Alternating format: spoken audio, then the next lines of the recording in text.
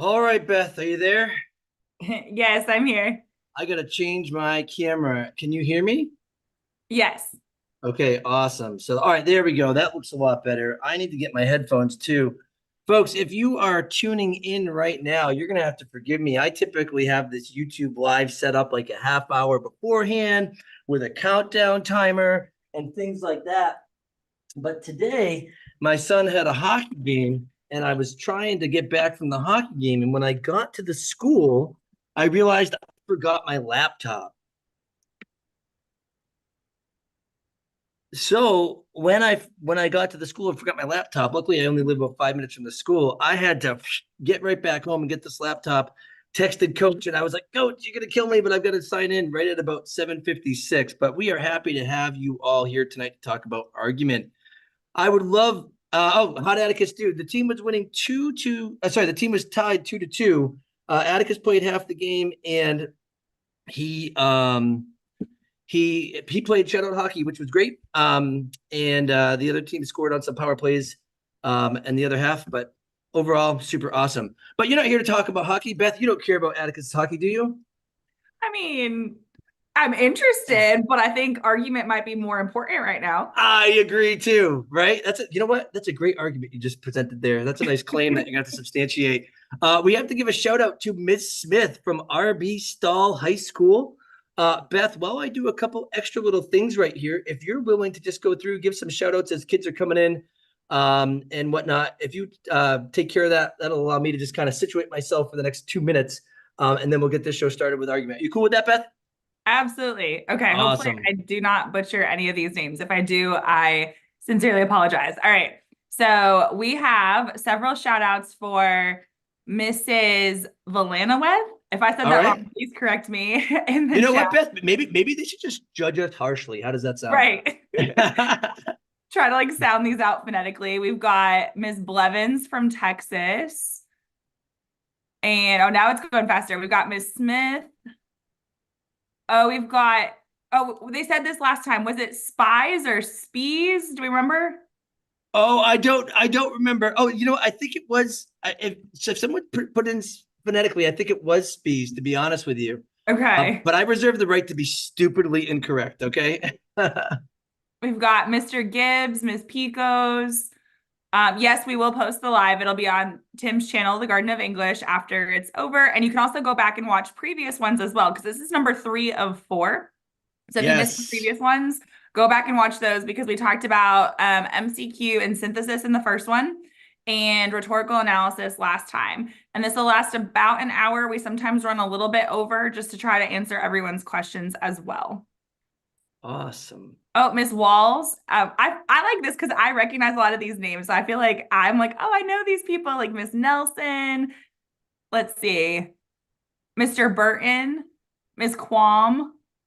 You know, there was a Mr. Burton on the lit one from last night too. I wonder if that's the same Mr. Burton. And if it is, Mr. Burton, I appreciate your willingness to support both Coach Hall Rights and the Garden of English. Okay, So someone thank put you. it phonetically, but now it's going too fast. Valana with. Okay. There we Thank go. you for Awesome. whoever did that. Oh, the phonetic spelling makes things so much easier for us, doesn't it? Yes, absolutely. Uh, Unbelievably grateful for things like that. All It right. looks like we might have somebody trying to shout out a teacher from Trinidad. If so, that's really cool. What? That's amazing. So if you're tuning in from Trinidad, you rock and we don't, and your teacher's incredible and we are not. Okay. Wow. Oh, Mr. Burton is the GOAT, apparently, which I'm totally fine with that too. Um, there are a lot of teachers who are the goats, and you know what? I love that because I think it's going to help us segue into what we're going to do for today, folks. When Beth and I do this for you, first of all, Beth is a very good friend of mine. I love hanging out with Beth. Beth, I hope that you say something similar about me, at least in front of me. Behind my back, you could say whatever you want, but we're just teachers who do things a certain way. And how Beth does things is different than how I do things. And sometimes it's different than how your teachers do things. And we're just here to offer suggestions. I would always hate for a student to try to, be like, well, Freda says that it has to be done this way, or coach says it has to be done this way. So we have to do it this way. No, there are a lot of ways to do these things. We're just trying to give you some extra strategies for you to think about or reiterate things that your teacher says. And it's funny because with my students, at least, Beth, and it's like this with parenting too. But when my kids hear what I have to say, they're like, "Yeah, Freitas knows nothing." But then someone else comes through, they watch a Coach Hall Wrights video where you say the same thing, and they're like, "Freitas, why can't you just be like Coach?" And I'm like, I just don't know. I just don't know. Right. Um, but yeah, shout out to all these amazing teachers, Miss Smith, Mrs. Holland, Mrs. Burns. Oh, I saw Mrs. Burns a lot last time too, Ms. Wall. Um, all you teachers, Mrs. Mead, thank you so much for your support, and your kids clearly support you a lot too. We are going to get into argument today, and luckily we do have Ms. Dar as our moderator in the chat once again. Folks, if you would like to ask questions to Beth or me, you have to be a subscriber to the channel, not like a paid subscriber or anything like that. You just click that little subscribe button or that little skull down in the right-hand corner. In the video description, you can access Coach Hall's channel. And we ask that you subscribe for her too, because we are both approaching 20,000 subscribers and we'd like to get there before test day. So if you could help us, that would be absolutely incredible. Oh, Ms. Nelson, Brooklyn. I'm not sure. Oh, maybe it's Brooklyn Theater Arts is the high school and Ms. Nelson's the teacher. And Mrs. Allen and all those things. So folks, if you want to comment, please make sure that you subscribe. Ms. Dar, thank you for moderating the chat as always. Ms. Dar, I hope that Beth and I will see you soon. Ms. Urasek, okay. Shout out to Mr. Urasek. So shout out to him. Okay. But folks, start thinking about the argument task. That's our focus for today. Beth, will we talk about sophistication at some point today? Probably toward the end. Yes, absolutely. So everybody always likes to ask, how do you get the sophistication point? Near the end of our time, we'll talk about that a little bit. And we'll go from there. But Beth, let's start at the beginning with argument. And folks, ask your argument questions, and we'll try to get to them. And then Ms. Dar, if there are any that really are pressing, shoot me a text or shoot Beth a text. And if we miss it, of course. Okay. So Beth, kids get an argument prompt. It's the third question on the exam. My first question I'm going to ask you is this. It's got two parts. A, do I have to, if I'm a student, do I have to answer the questions in order? And B, which one should I do first? Okay, so that's an interesting question for y'all to think about as you are preparing for the test. So the first answer is no, you do not have to answer the FRQs in order. So you can start with whichever one you want.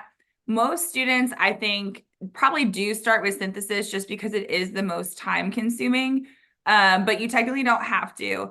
A lot of my students tend to save argument for last just because they can write it the most quickly. So if they're running out of time, they can still kind of get it satisfactorily done, I guess.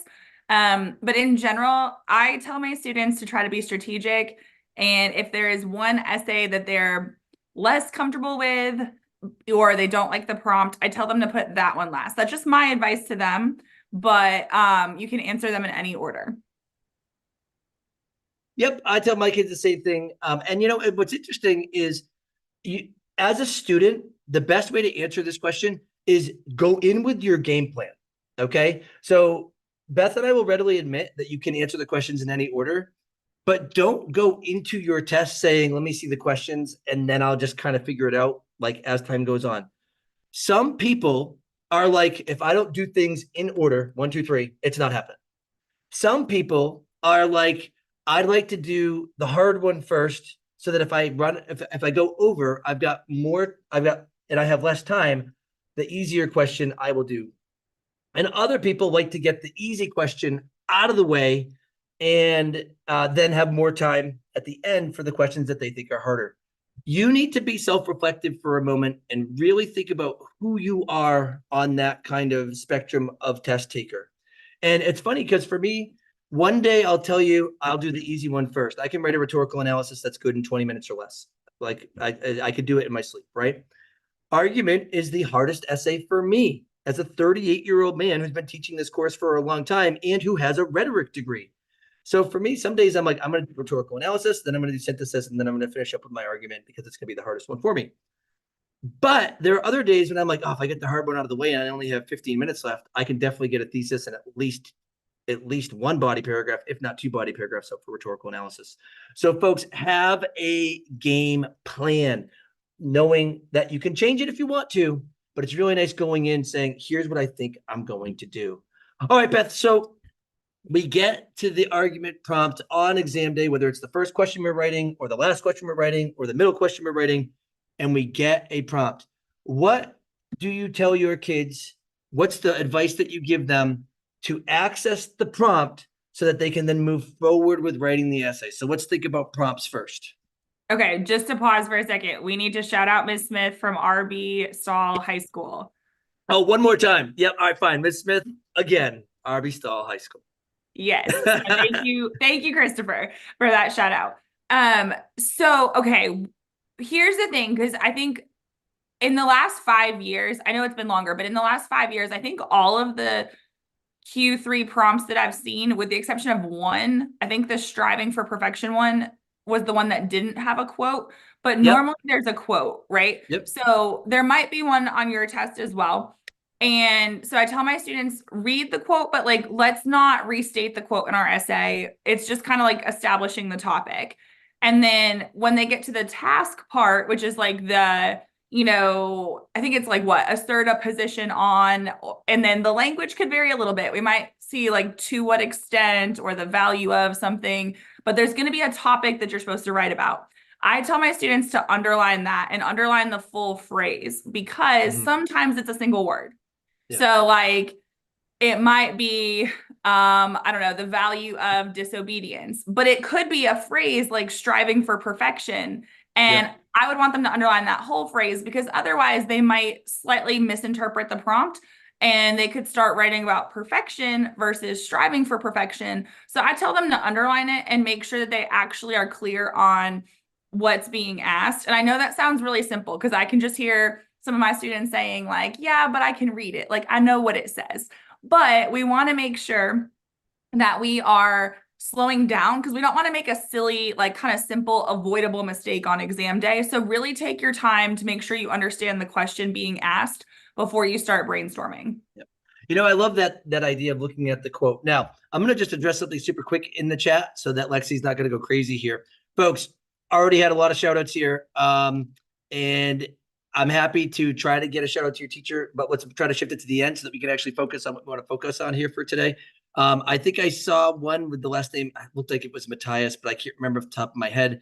But shout out to that particular person. There was also somebody who's been teaching for 30 years, and that teacher deserves all the credit. But so nonetheless, but now we're going to actually shift towards argument here. We could deal with more teacher shout outs at the very end if we can. But Beth, I love that idea. First of all, knowing that there might be a quote, but there might not. And I do love the fact that you brought up that it typically does have a quote there, but that doesn't have to be one. I really appreciate that. And I really also like how you have the kids underline, what they're supposed to be answering, because I think about this even with my AP Lit students, because the third question on the Lit exam is called literary argument. And they might have something that talks about something thematic, like let's say like guilt or revenge, or here's a good example, like violence. And then my kids will write an entire paper and not use the word violence once, right? So folks, if there's a quote that you're supposed to be responding to, you should probably make sure that you highlight the language of that quote so that you can include some of it in your response. Awesome. Anything else about the prompt before I talk about a little bit of my prompt stuff, and then we can talk about thesis statements and things like that.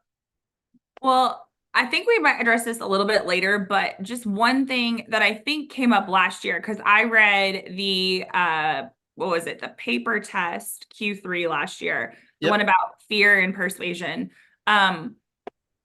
You want to take a second, if the quote is like long, or maybe there's vocabulary in it that you're not so sure of or something, you want to take a second to truly make sure you understand the person's claim before just like impulsively writing or planning. And also, don't be alarmed if it's a topic you've not thought of before, because I think last year, from a lot of what I read, it kind of seemed like people latched on to like maybe one part of the task and like maybe didn't carry the thought process all the way through. And I'm not saying that to scare anybody. I'm just saying that to say sometimes it's worth slowing down. And I feel like for argument, sometimes I think students assume that they don't need to outline or plan as much because there's not as much to read. So they think, okay, well, I've got this all in my head. But I would say it's valuable to slow down a little bit. Excellent. No, I really appreciate that. Take some time to chew the argument prompt. And that actually helps with a question that I just saw show up in the chat. I want to see if I can't grab that here. And it said something along the lines of, what if there are like two parts to the quote? Do I have to address both in my essay? So if you notice that there's a quote that kind of begins and whatnot, will I have to address both parts in my essay? Beth, what do you have to say about that? And then I'm going to talk a little bit about my prompt breakdown process, and I'll answer that too. So that's interesting because I can think of a few prompts where that has happened. Yep. I think last year, the fear and persuasion one, I would say that it sort of happened because it had the word collaboration Yep. early in the quote, but then it was really talking about using fear to persuade. And those concepts were related in the quote. So I would say that we were told to look for more of the fear and persuasion, but if a student brought in collaboration, as long as it answered the prompt and it made sense, it was okay because that was still part of Curbello's claim in the quote. Mhm. So I have seen it happen a few times where there might be like two components of it, especially if it's a longer quote. So I would say maybe just kind of really almost like paraphrase it in your own mind too. Like what is this person saying and put it in your own words. And that might help you kind of navigate which keywords in the quote you're supposed to be addressing as well. Absolutely. Sorry, I'm writing a comment here super quick. So, folks, one of the things I love that question about the kind of the two-pronged part of the quote. Like, what if there were two things? I think about the timely versus quick decision prompt a few years ago, and there was a lot in that quote that they could have also run with. So, one of the things that I tell my students is that when they get an argument prompt, the very first thing they have to do to engage with this. And by the way, folks, I see all of your questions coming in. So does Beth. And we're copy and pasting them into our Zoom chat. So they're on the side. We will address these questions. Okay. So don't think that you're being ignored. It's just we're going to address it as it organically fits into how we're progressing through the argument task. Anyway, when my kids get a prompt, the first thing I make them do is read the command of the argument. So they'll read the prompt and they'll get to the command. Now, in the argument, that always starts with the word argues. So they'll read from the word argues to the end of that sentence because that's what their paper has to do.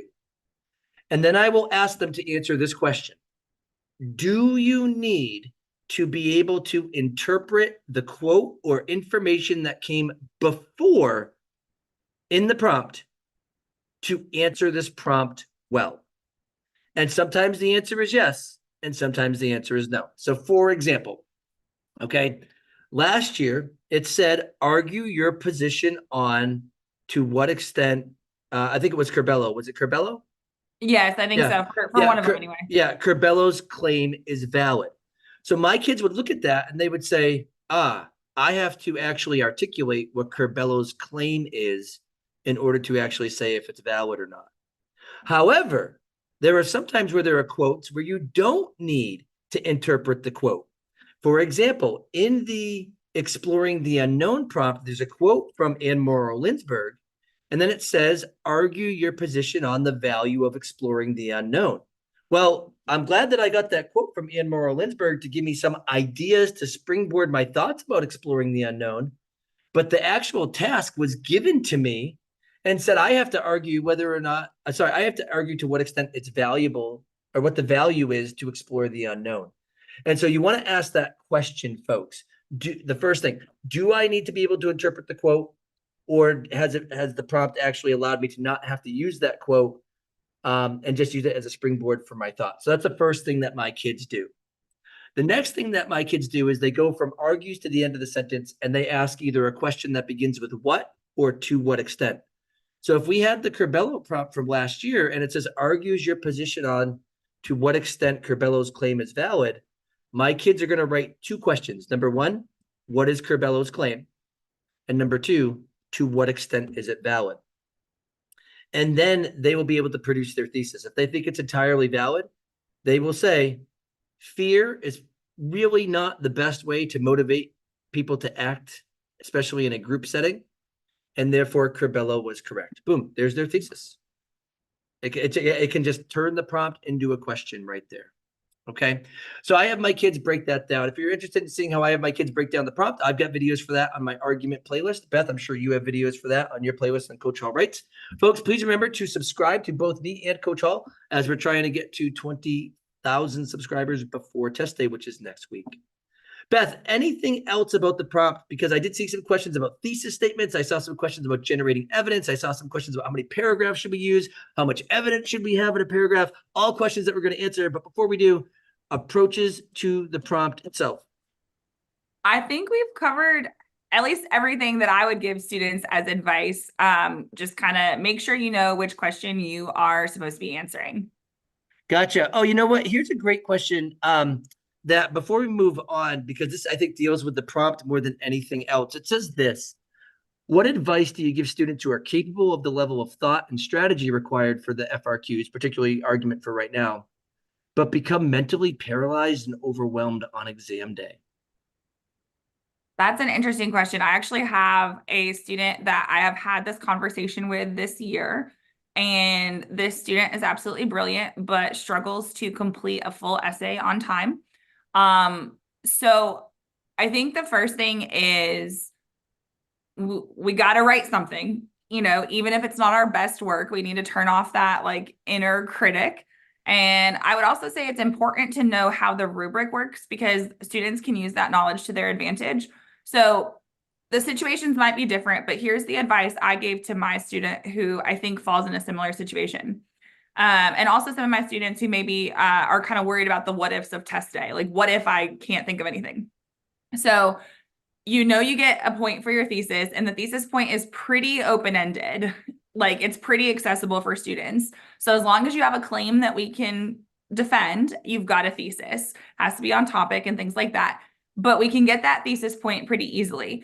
And then I tell my students to kind of focus on it one body paragraph at a time. So a lot of my students do 2 body paragraphs.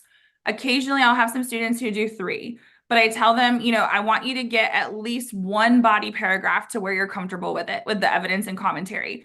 Because in theory, that's setting them up to possibly be eligible for a 130 because they've got one really strong body paragraph. If not, they are still in the 120 range, and it's one of the 3 essays. So we want to get the points where we can earn them. And so I would say that's probably the first step is you have to commit to writing something and recognize that we're not asking for like a Pulitzer Prize winning novel here. Like it's okay if it's not your best work. We know you're writing under duress. You've got 3 minutes. You've never seen it before. It's okay. Yeah. And, I think that's great advice. And, one of the things that I think happens a lot, and I don't know why I've seen this as my years have gone on in teaching AP Lang, but I have a lot of kids who are strong thinkers, but they really already go in with a lack of confidence. And last night we were doing the AP, the YouTube Live for AP Lit students, and Brian and Susan, who are the rock stars of AP Lit, they were like, "Look, go in and have confidence.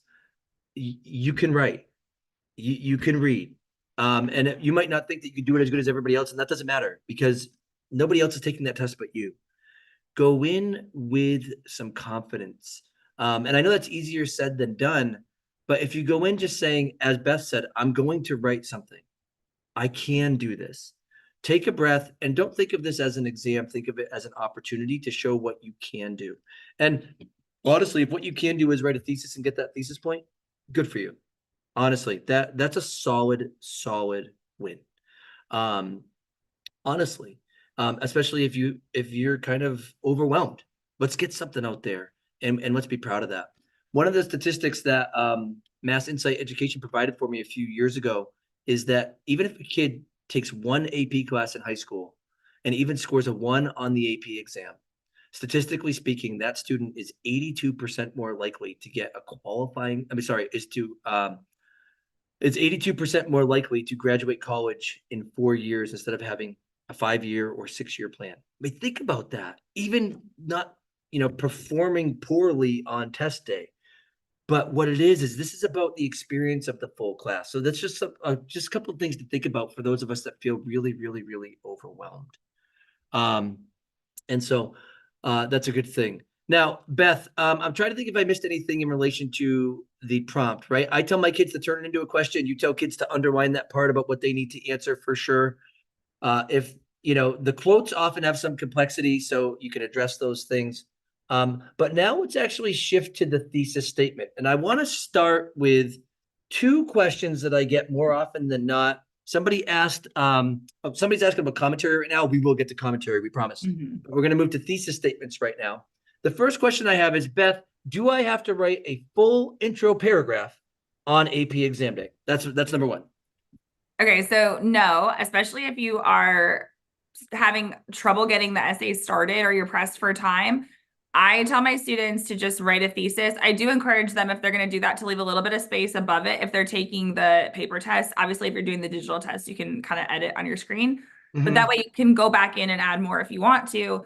But the most important thing I would say to do in the beginning is have that thesis so you know what you are trying to prove in your essay. We don't need a really long introduction because, quite frankly, 2/3 of your score, so 4 of the 6 possible points, come from evidence and commentary. And so I like to see students spend the bulk of their time on that. I do have some students who have told me, hey, I have to write a little bit of a longer intro. I have to have a couple sentences before my thesis because I got to get like the flow going. And that's fine. If that's your writing process, that's totally okay. But it is okay, in my opinion, at least, to just have a thesis. It might seem abrupt. There's ways to kind of soften it, but we do not need to stress over a super long intro.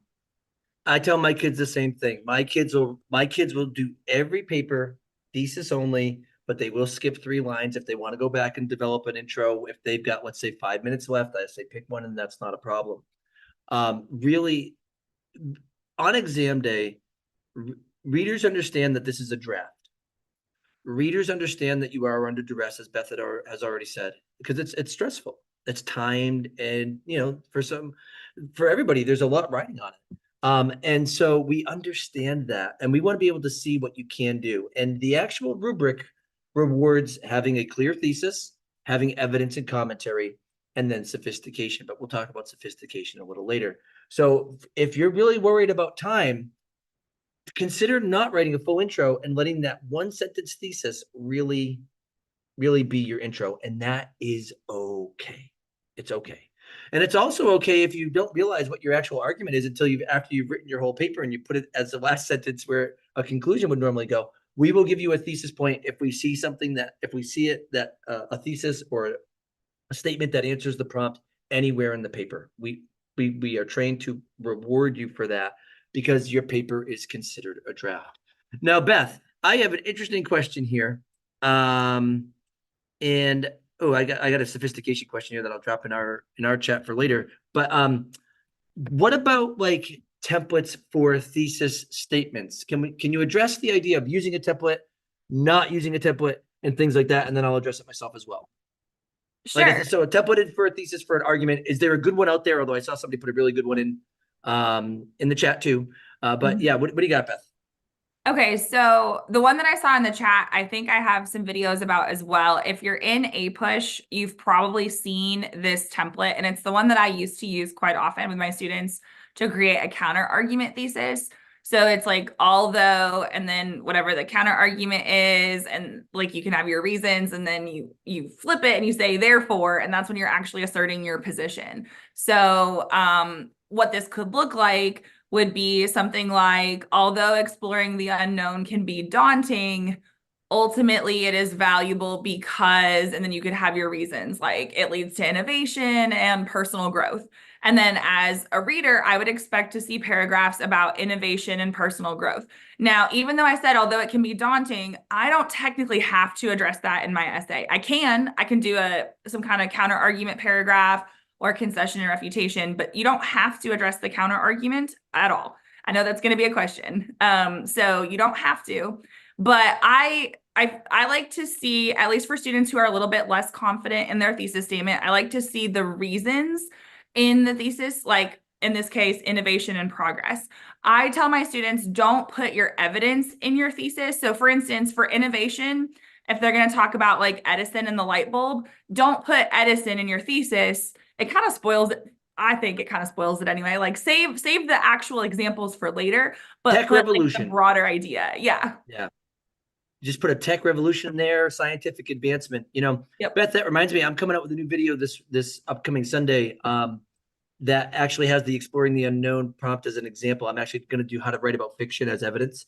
Hmm. But I'm thinking about I actually used like scientific innovation in one of my topic sentences for that. So I'm like, oh, Beth, you just totally killed it. Yes. I didn't use Edison though. The example that I was thinking of when I wrote the topic sentence was Neil Armstrong on the moon.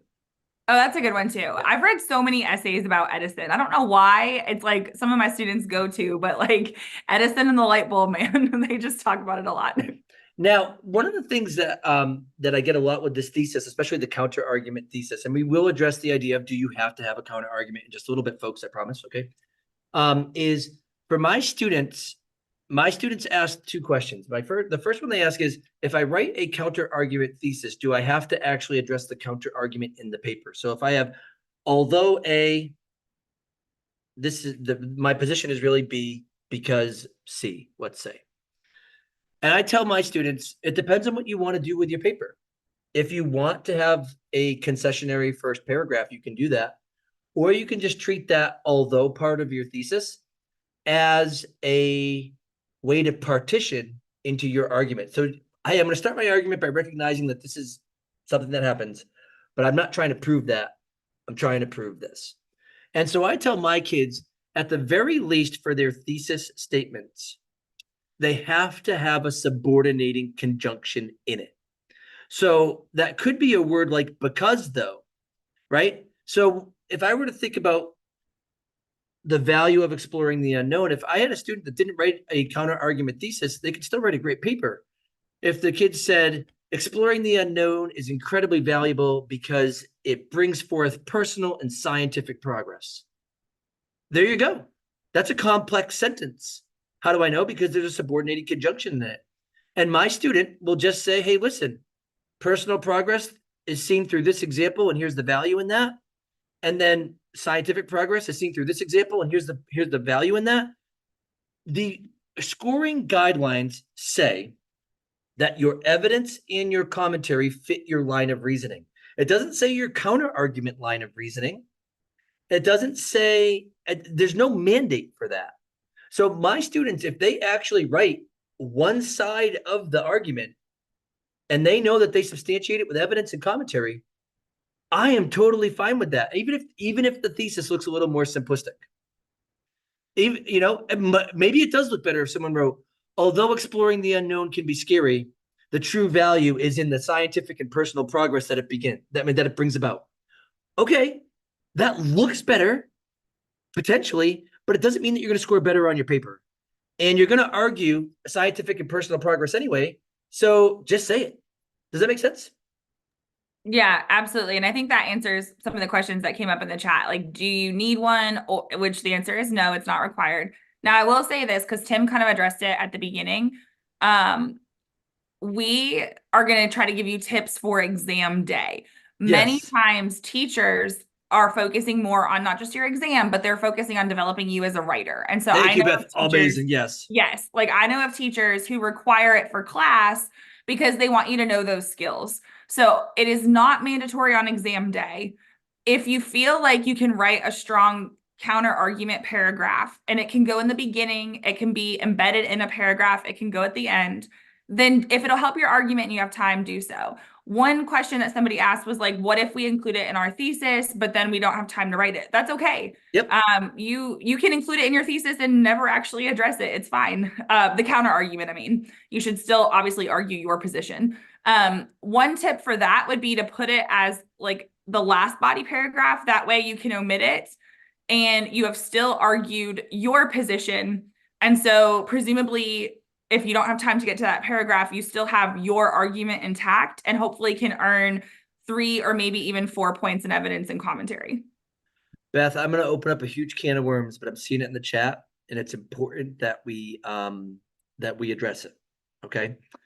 The question is it more effective for synthesis and argument to have an implicit or an explicit thesis on test day?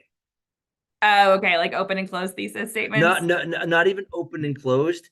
Well, that's how I originally interpreted it, but Oh, okay. it says implicit or explicit, and so um, with the implicit thesis, folks, what that means, if we'll talk about open and closed next, right? But the implicit thesis, if I'm interpreting this correctly, is I've written my paper and my position is heavily implied but never directly stated. On test day, Beth, should kids do that? I would personally advise against it because I would be afraid that somebody might miss my thesis. That's just my Yep. thought. That No, that's no, that it's just the truth, folks. Okay. On test day, whatever your position is in relation to the argument prompt, write a sentence that says it clearly somewhere in your paper. Now, the truth is, and all right, everybody hear me closely. I am not talking about test day right now. I am not. In professional writing, some of the best writers for the New Yorker, for the Washington Post, for the New York Times, for the Boston Globe, for the Wall Street Journal, they'll write these articles or these columns, and their argument will be implied the whole time. That means they never said it, but because all of how they discuss things, you know how they feel about something. It's really excellent writing, but not on test day. It's not allowed. Okay. No soup for you if you do it. Okay. You have to articulate your thesis clearly. Now, Beth, you did bring up open and closed thesis as well. Why don't we talk about that for the prompts real quick as well, and then we'll start shifting towards the body paragraph inside of things. okay. So someone kind of said this in the chat too about like the pronged thesis or like explicitly stating your main ideas. I read, I think, 1,300 Q3 essays last summer, and more often than not, we saw that like what we would call a closed thesis or like where the ideas were explicitly stated. I will say, as a reader, that made it very easy to say, yes, there's a thesis here, and then we can move on. Also, for what it's worth, some kids I noticed were underlining their thesis statements last year and like labeling them. You don't have to do that, but it seemed like that was a trend that students were encouraged to do. So it worked. But if I am reading a student's paper and I don't see what I would consider a defensible thesis in their intro, I'm going to start looking for it elsewhere, like the conclusion. And then, like, if it's not there, probably the topic sentences of their body paragraph. So I saw a lot more closed thesis statements because that's practical for exam day. Yeah. But an open one, I think the argument is that it can be more sophisticated. It's more like what you might do in a college paper. But honestly, just from my own experience, when I wrote open thesis statements in college, it was because I was having to do like a 10 or 20 page paper. Yeah. I could not put all my points in my thesis. Like that would have been way too clunky and whatever. So just for test day, I would say do what you've been doing all year. Do what your teacher taught you that gets you the point. Don't try to change up your style now, honestly, because quite frankly, and you might know the exact statistics on this, Tim, but I think it was something like between like 95 and 97% of students get the thesis point on Q3. Is that right? It's like above, it's not a hard point. It's 90% or above. Like, I mean, it might even be 99%. Like it's high. It's really, very high. Really high. Now, just in terms of a simple application of this open closed thesis, folks, an open thesis would be me arguing that, Beth Hall is a really awesome person. That's nice and open. I could talk about all of the qualities that make Beth Hall really awesome, right? A closed version of that thesis would be Beth Hall is a really awesome person because she's incredibly nice when she interacts with you.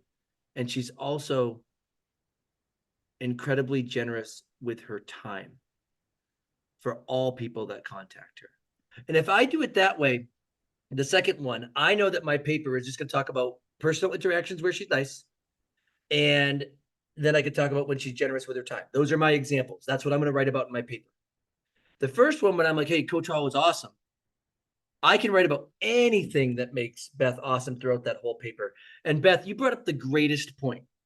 On test day, a closed thesis, when you're in a time constraint, can help really dictate your line of reasoning if you forget where you're going because you're overwhelmed. So if you say this is true because A and B, and you're like, wait, where was I? Go back to your thesis, and you're like, I already did A. Oh, I have to go to B. As opposed to just like this is true, which is nice and wide open, which is great for a 20-page paper, but on test day it might be better. So I am a big fan of the closed thesis on test day. Now, if your teacher is like open thesis only, okay, like I said, Beth and I are here just telling you how we feel about things, and you can trust your teacher too, because all of us have your best, have your best. What's what am I looking for, Beth? Your best. I Your want to best say interest. That's it. Yes, yes. interest. Your best interests in mind. And so that's something that I wanted to make sure that was articulated there. So implied thesis, no. Make sure there's a sentence that explicitly says how you feel. Open or closed thesis on argument, your choice. I recommend my kids go closed on test day, but I teach them when we write our long paper for the year how to write a nice open thesis so that they can kind of go anywhere they want, have that freedom. Okay. So oh, and Alexi says closed thesis for the win. Thank you, Alexi. I appreciate your support as always there. Okay, so the thesis point, pretty easy, pretty standard to get, I should say. But now we've got this idea of evidence and commentary, and we've got questions in our chat, not the chat on YouTube, but our chat here, Beth, that really we need to look at for evidence and commentary. And the first one is how many pieces of evidence do we need in a body paragraph? Okay, that's a good question because I feel like there's two approaches for this. So I will say, especially if you watch some of my older videos, I tended to advocate for 2 pieces of evidence per paragraph. However, the more I taught it and the more I kind of thought about my methods, I realized that some of my But we're students, talking about argument. Don't forget, everybody. I'm sorry, Beth, for yes, interrupting yes, you. argument. Like, just because in synthesis, it's great to have 2 different sources in Right. your papers. But argument. Sorry, Beth. I didn't mean to interrupt, but I was like, No, oh, no, you're just clarify. good. Awesome. So like, and I tell my students, if you have 2 examples that pair well together and you can logically connect them because they're proving the same main idea, that can be a great way to develop it. So for my students, that would be a topic sentence. That's their claim. They would introduce their first piece of evidence and they would make sure that they explain it because you got to be specific and you can't assume that your reader knows what you're talking about.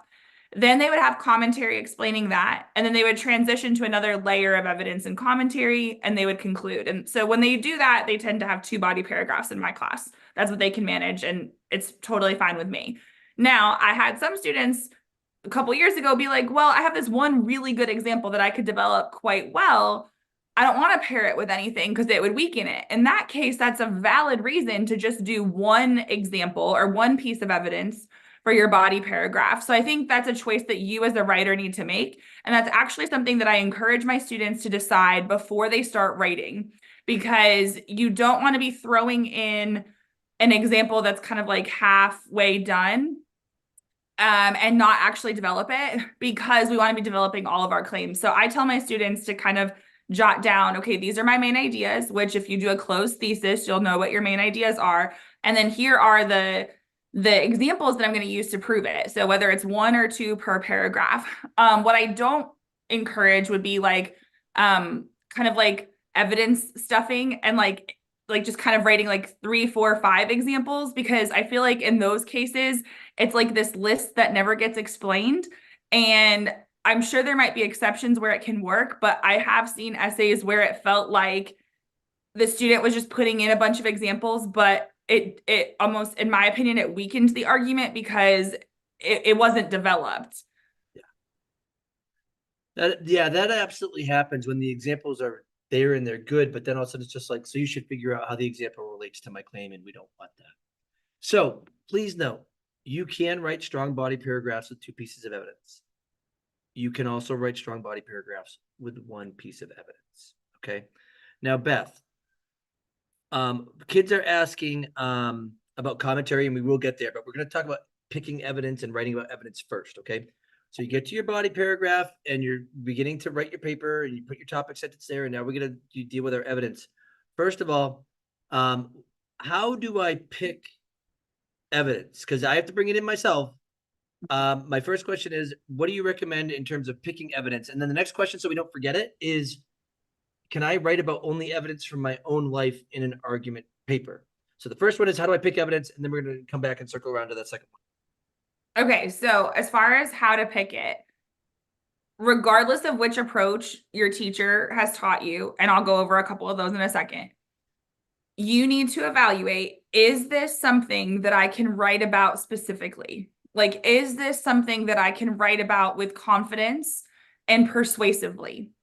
Because we want to see specific evidence. And so usually specific evidence is more narrow and it's like proper nouns. So for instance, if I were to just talk about gymnastics, that would be pretty broad.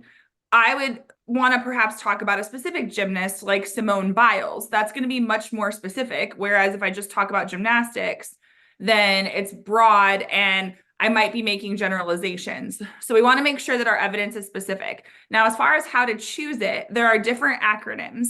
So the one I use is CHORES, which stands for current events, history, outside knowledge, which is kind of a catch-all category. I'll explain that in a second.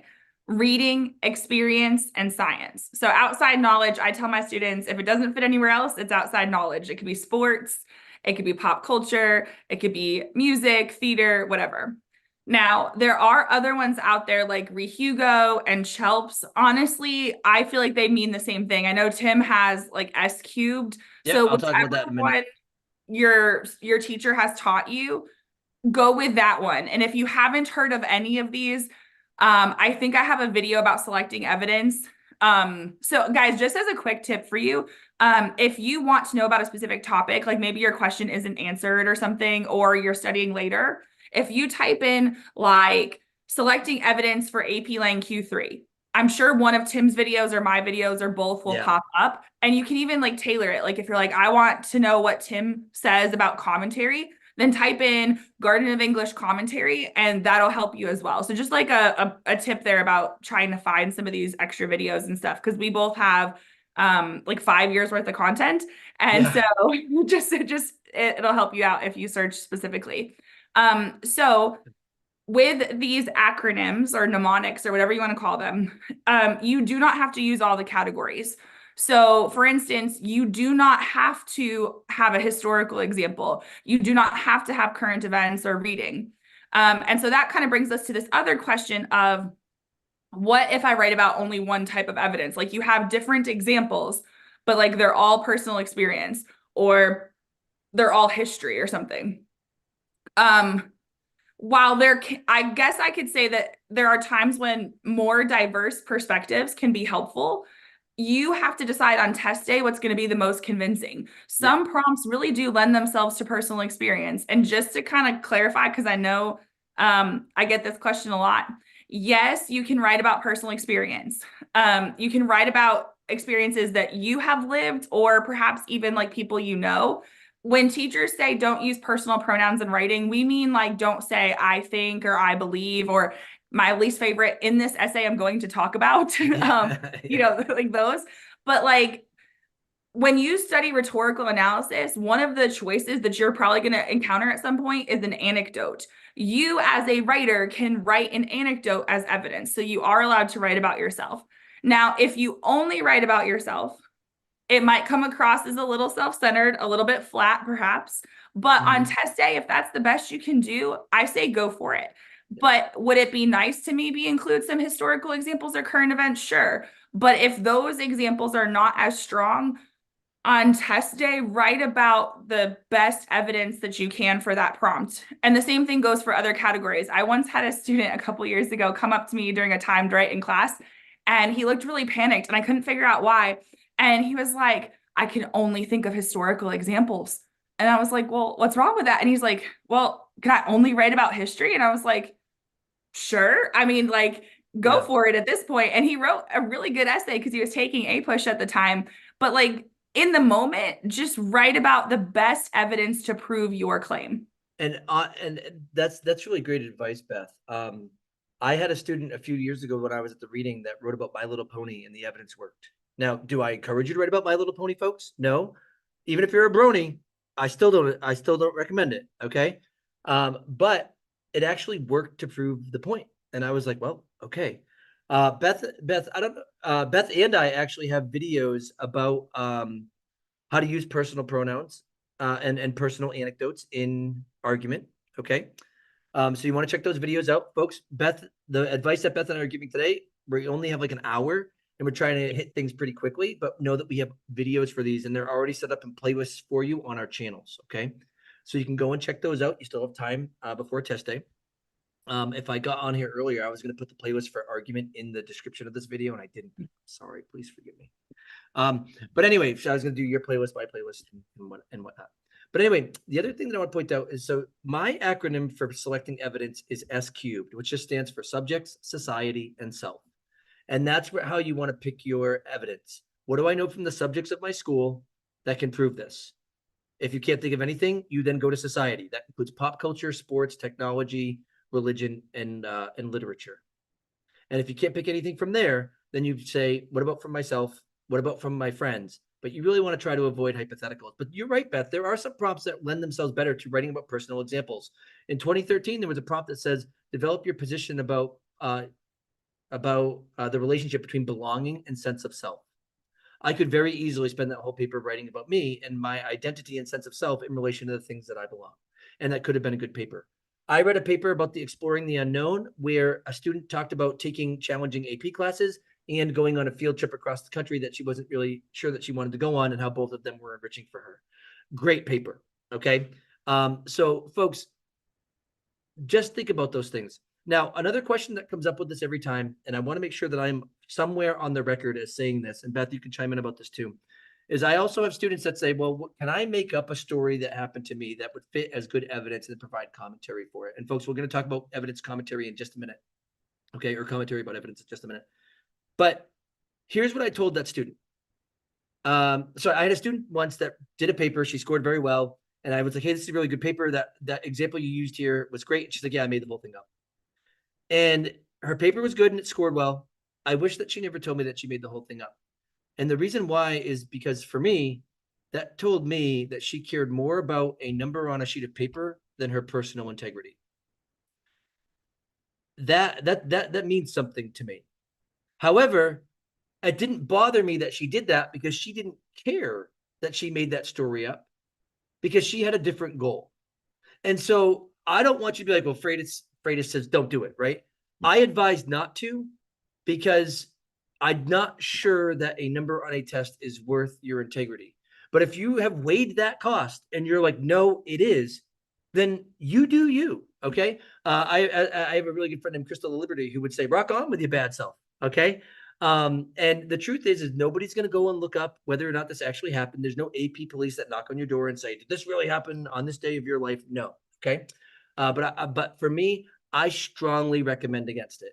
If your teachers are fine with it, they tell you that's fine, no problem. You have my reasoning. You don't have to agree.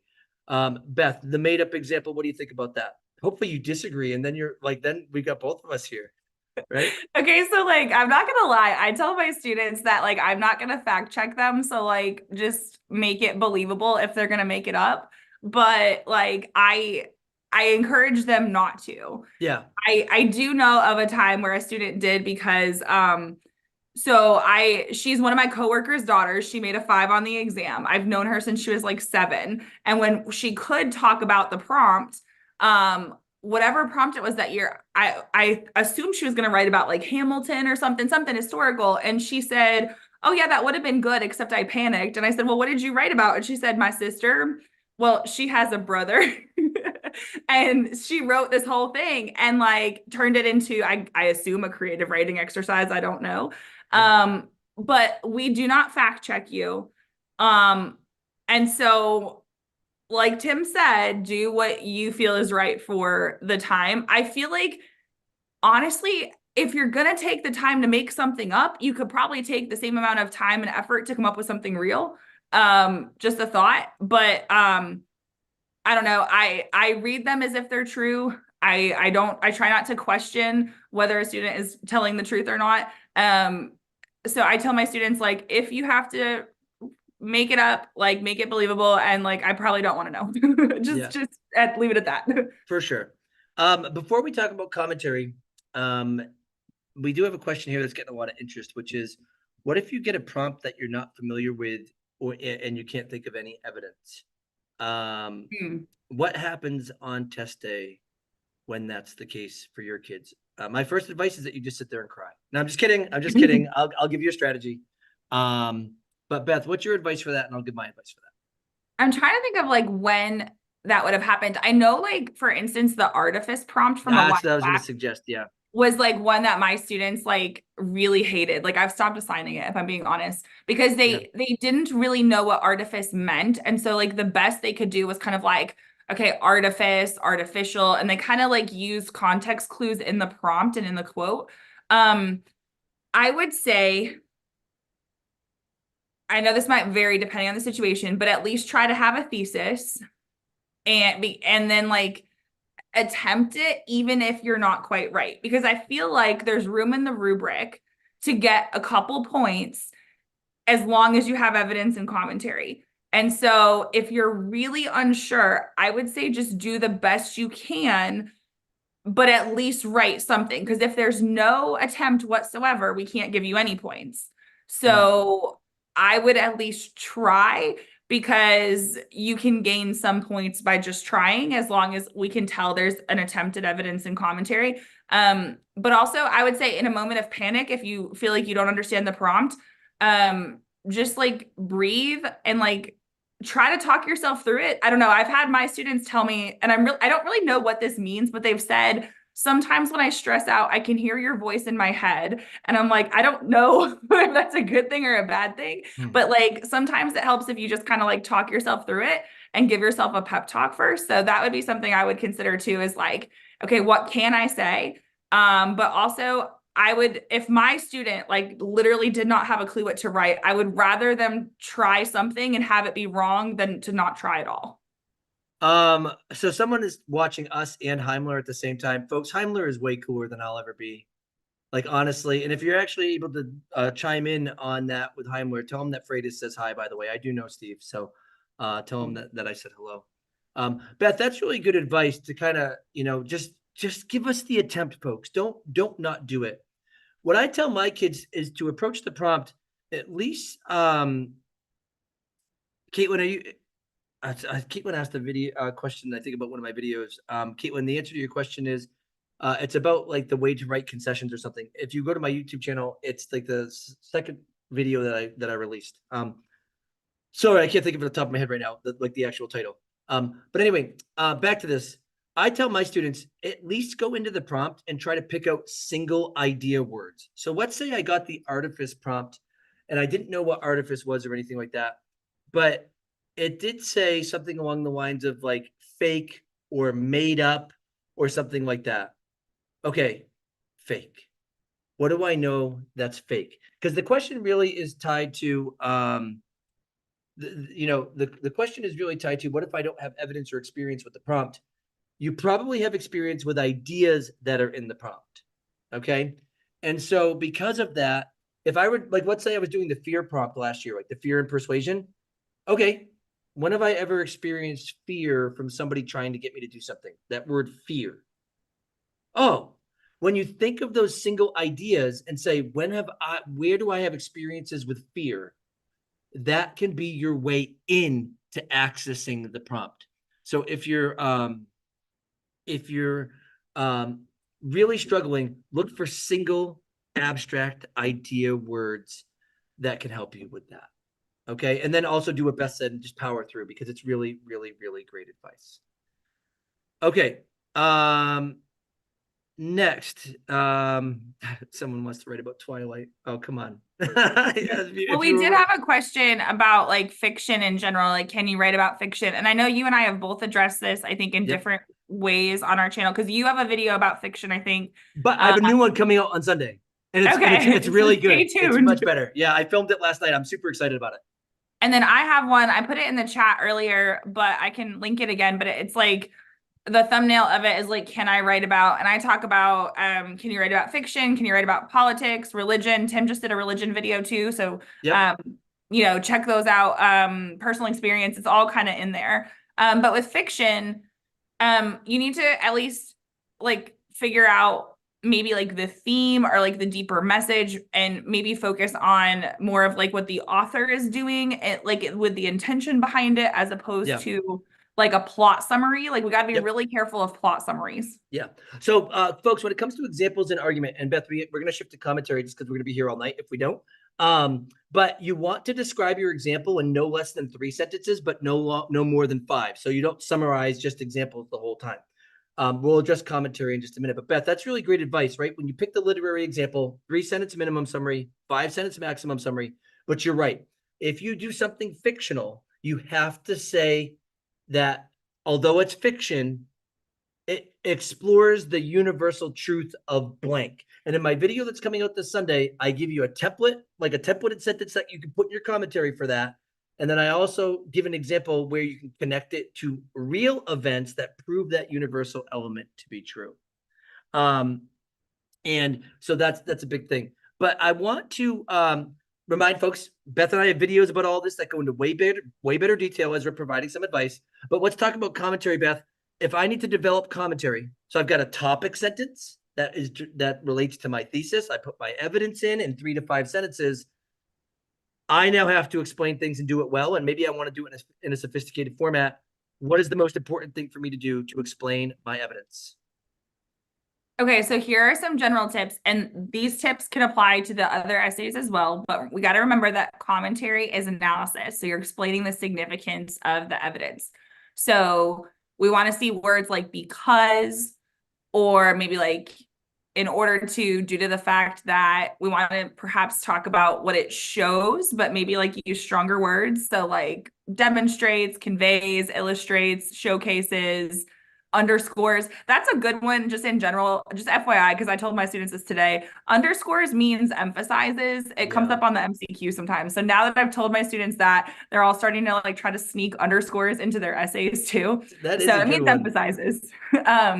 But with commentary, I tell my students, first of all, figure out why you chose this example in the first place. Like, do not assume that we, as your reader, know, because that's the other issue that we sometimes see that could hurt someone's line of reasoning is, as the reader, I'm not supposed to or really allowed to infer. So you have to connect the dots for me. It doesn't matter if I know about your evidence. Like, for instance, I've seen a lot of essays over the years about like Edison, MLK, Rosa Parks, George Washington. I know about these people, but I can't take my knowledge and input it in your essay. You've got to connect it for me. So figure out, why did you choose this example and what is the lesson that we're supposed to learn in relation to the topic in your thesis? Yeah. And for me, with my students, I always get them started with commentary by giving them commentary stems. And Beth, your advice is excellent. Cause and effect language throughout the commentary. And I actually have my kids do it in a certain order when they first start. Their first sentence after their example must have the word because in it. Their second sentence has to start with the word consequently. And then their third sentence of commentary has to start with either thus, therefore, or furthermore. And it also has to have the phrase due to the fact that in it. Now, as the year goes on, they can break free from those templates all they want. And they just know that their commentary has to be loaded with cause and effect language. But at the very beginning, that's where we start. And somebody asked, can I have 2 body paragraphs having 1 piece of evidence, and then recognizing a counterclaim and refuting it? Folks, you do not have to write a refutation paragraph. You can, but you don't have to. And you can have 1 piece of evidence in each body paragraph and argument, and that's not a problem either, as long as you provide the commentary. And Beth, when it comes to sophisticated commentary, right, really having a lot of that cause and effect language in there is going to help develop those sophisticated ideas. Absolutely. So now, Beth, let's talk about the conclusion here for a minute, because we've got about 10 more minutes left based on what we normally do. Yeah, we always go over. First question. Does a student have to write a conclusion for the essay on the AP exam? It's not required. It's not a mandatory component of the rubric. So while it is nice, if you do not have time for it, you can omit it. So you can leave it out. And I would focus on the body paragraphs instead. So I'm not saying don't do it. I'm just saying if you don't have time for it, try to end your last body paragraph in a way that wraps up your essay, but don't stress about not having a conclusion. You know, my students actually came in once and said that and the majority of my students did this. They were like, we wrote a thesis and two body paragraphs for all three essays. And then we realized that we still had like 15 to 17 minutes left. So then we went and wrote our conclusions. And for some reason, that's what a lot of students did that particular year. And they were like, we were amazed. We actually wrote our whole essays. And I was like, well, that's good. That's a good thing to know. And they were like, so we tried to maximize points with thesis and then row B. And then the conclusion, is something that can be added. But it is important to recognize that a conclusion can help with sophistication. Just like an counter argument can help with sophistication, but just because you address a counter argument doesn't mean that you're going to get the sophistication point. Just because you have a conclusion doesn't mean you're going to get the sophistication point. So let's talk about what you would advise your kids to do to get to think about the sophistication point on exam day. Now, folks, the advice that Beth and I are about to give is for those of you who already consistently write what's called a 130 or a 140. Okay, consistently.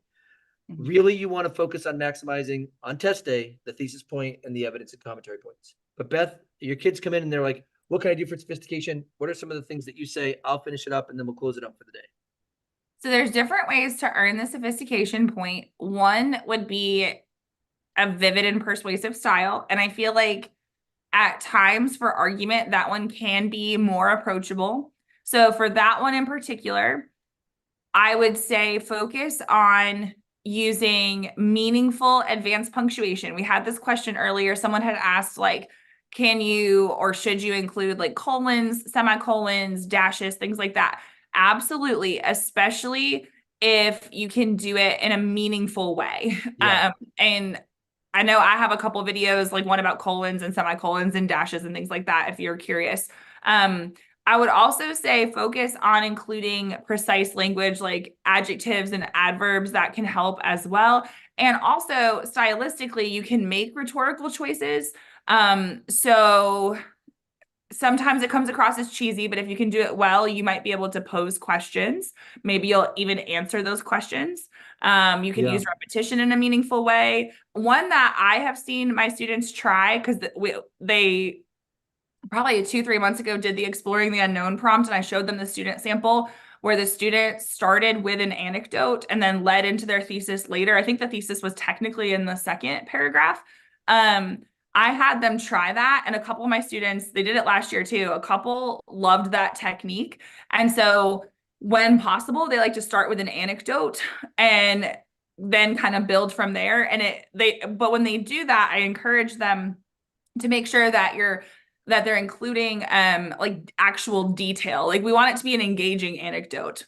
And so one way to earn the sophistication point is to focus on your style. And even if you do these things and don't earn the sophistication point, it's helping you be a stronger writer. Now that's one way. There's other ways that I'll let Tim talk about, but that's one way to earn the sophistication point. Right. Beth, I'm gonna echo, because when my kids come and ask me for advice for that, I tell them it's your writing mechanics. That it's really the same thing. Using a non-essential phrase or clause that's offset by commas, but I typically tell my kids dashes. Show that you can use a non-essential with dashes. Show that you can use a semicolon correctly. Show that you can use a colon correctly. And I actually tell my students a lot of times to properly use a colon in the last sentence of the conclusion. Folks, when I have my kids write conclusions, I make them write through what's called the learning process. So their first sentence will be a statement of understanding. I'm sorry, of knowledge. So they'll say something that's just true that relates to the paper that they wrote. The next sentence will be understanding, which means application. So they typically start their second sentence with the phrase "in a world where," and they bring that knowledge statement from the first sentence of their conclusion into the real world. And the last movement that they make in their conclusion is wisdom. They have to turn that application in the real world into a wisdom piece. So that is, I'm telling you what to do. And they have to do it in a way where when I get done, I'm like, wow, what great advice. Or, oh my gosh, what a terrible reality I just have to accept. I always tell my kids, you want people either like super hopeful for the day once they're done your paper, or wallowing in the corner in the fetal position, sucking on their thumbs, wanting their guardian, right? Because positive emotions people like, but negative emotions stay around more, and both are very impactful. I have videos about writing conclusions. Beth has videos about writing conclusions that give you examples for exactly how to do that. Okay. But a nice, strong conclusion that does also wrap up the ideas in the essay and has strong writing mechanics, that's sophistication. And it's not just one part of the essay, it wraps all of the essay together and shows a vivid and persuasive style. And that really, really helps. It also helps with contextualizing the argument because the wisdom part, you can do this is how this affects your life. So those are the kind of things that I work with my kids on in my classroom for sophistication. Beth, let's address one last thing about sophistication as we finish up here. One of the ways that you can get the sophistication point is by addressing the complexity of the argument. And what a lot of people interpret that as is, I have a counter argument paragraph. How, like, what really needs to happen with that counter argument? If I just write a counter argument paragraph, do I automatically get the sophistication point? No, and I think that's probably like the greatest misinterpretation of that is this idea that like if I include one, it's automatically sophisticated, and it's not. I tell my students to only include it if it's going to strengthen their argument. And so we talk about, like nuanced arguments and qualified arguments and things like that. So, because also what I'll see sometimes is just like a single like one or two sentence like counterclaim and rebuttal. And so really when it's a nuanced argument, it's more complex and it's more developed. So just by including it, you're not automatically going to get the sophistication point, not at all. Yeah. Yeah, it has to really showcase that you understand a bigger complexity in the argument. And a lot of times I notice that kids, when they include a counter argument, if they don't really know how to, or they haven't practiced it enough, they typically actually argue why the other side is right. And then they go right into their own argument. And then we have a really choppy line of reasoning because it's like, wait a second, your thesis said this, you just proved the other side right, and now you're proving yourself right. And there's a lack of correlation between there. And so it's just something to think about, that just because you write a counter argument doesn't mean you're going to get the sophistication point. But considering a counter argument can help, and it is sophisticated because it does show that you recognize what the other side might say, and then you can choose to refute it or you can choose to concede parts of it. And I do have a concession video from a few weeks ago where I had a student that conceded decently well. And there's a full example of an essay where she concedes and then goes and proves her point. That was a timed writing, and that is a student sample from my classroom. So good. Excellent. I'm trying to see. Oh, you know what, Beth? One question about handwriting. If you're doing the handwriting test, does it lower your score if you have bad handwriting? And the answer is no. And I know this because as a question leader, I'm the person like that. I'm the person that gets all these bad handwriting papers, and I have an inner ancient Sumerian. I can read Sumerian. I can read Sumerian Sanskrit. I can also read Elvish runes, and we will get that paper read. Okay, Yeah, we will get that paper absolutely. read. So And I will say this though, one tip for those taking the paper test, choose a quality pen. And by quality, I don't mean expensive. You want something that's not going to smear. Because last year when I was scoring the paper test, I think it was mostly flare pens, like those felt tip pens, but you could see where it would smear. Also, sometimes the pens would kind of like bleed a little bit and that would make it harder to read. So yeah, like choose a good pen, try to focus on writing neatly, but you're writing 3 essays in 2 hours and 15 minutes. yeah, So we know that it's going to be difficult. We know your hand's going to hurt. Like also, not all teachers have neat handwriting either. So you'll be okay. We can do different things to try to make sure we can read it clearly. yeah. So we try to reward everything that we possibly can. Folks, Beth and I are back live here the night before the exam. That's going to be next Monday.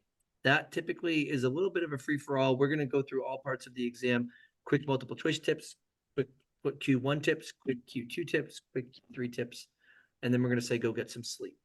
And I'm actually going to say Absolutely. that now. Any of you that are going back to Heimler, go hang out with Heimler. Steve's such an awesome, awesome guy. And if you're taking the digital exam this upcoming year, you can go back and forth between your essay questions, but you can't go back to your MC once you're in the essays. When you're taking your multiple choice questions, you can mark the ones that you want to go back and review. Folks, we appreciate you all. We really do. We're thankful that you're here. We appreciate your teachers, and we hope that, you know, I guess my request for all of you students that are tuning in here is that this is Teacher Appreciation Week. I'm pretty sure. Is that true, Beth? Yes, Yeah, yeah. it is true. It's like National Teacher Appreciation Week. Consider writing your teacher a little note about how much you appreciate what your teacher does, because there's a lot in our job that you all don't get to see. That's a lot, and your teacher deserves it. Especially all of you who were dying for shout outs for your teachers here. If we missed any, Ms. Smith again. Yep. Ms. Jansen. We could throw a couple other shout outs here at the very end. Okay. But go actually handwrite them some notes, because that's I think the most impactful thing that you can do. Not a shout out from Coach or Tim, but a handwritten note. So with that being said, any other teachers that need to be shouted out before we go? Ms. Nelson, Mr. Urasek, who I saw comment a bunch of times as well. There's a fellow Arkansan teacher in here that I have had the pleasure of working with, and just scrolled up, but shout out to all the students from Bryant High School. Also, like, if you're in Arkansas, we have some potential weather coming in tonight, so be safe. But shout out to Bryant. Mrs. Esther Robbie. I'm sorry, I'm gonna Ms. Hodge. I don't know. I'm trying. I love it when they put in the phonetics. That makes it so much easier for me. Right. Ms. New out in Washington. Ms. Smith again. Yep, Ms. Smith. Oh man, Ms. Smith is popular today. Astari, Ms. Astari. Mrs. Clark. Urasek. We got a lot from Mr. Urasek earlier. Yeah, Mrs. Bruno. I think that's French, so I'm gonna think that the T is silent. If not, please forgive me. Mr. Gibbs and Ms. Jansen. Yep, awesome. Let's see. Oh, you know what? Caitlin even put the spelling here. I saw that when I was like, I'm like, what is it? Is it Lagiat? Is it Lagiat? Lagiat? Yeah, I hope so. I don't know. Ms. Holt, Mrs. Clark. Oh, it's Starby for the other. Oh, got it. Okay. Starby. Yes. All right. There we go. We're just so grateful for all of you. And, you know, Beth and I really hope that you do well and have some confidence. You can study. There are resources for you to study. But also make sure you get some sleep and that you appreciate those who are around you. And Mrs. Garcia as well. Beth, I hope you have a great night. We're going to sign off, and we'll see people back here the night before the exam. And folks, don't forget to subscribe here, because we're trying to get to 20,000, and Beth's trying to get to 20,000 too. Her link is right in the description down below. Make sure you give us a subscribe. It's free, and that helps us out. Oh, and Mr. Wright, what an awesome last name. I hope that that's real. I really do. That's amazing. All right, Lagayat, I think, for Mr. Lagayat. I hope that's it. Okay. And Mrs. Goodson, who's actually Mrs. Goatson, apparently. So that's pretty awesome. Beth, you have a great night, and we'll see you next week, okay? Awesome.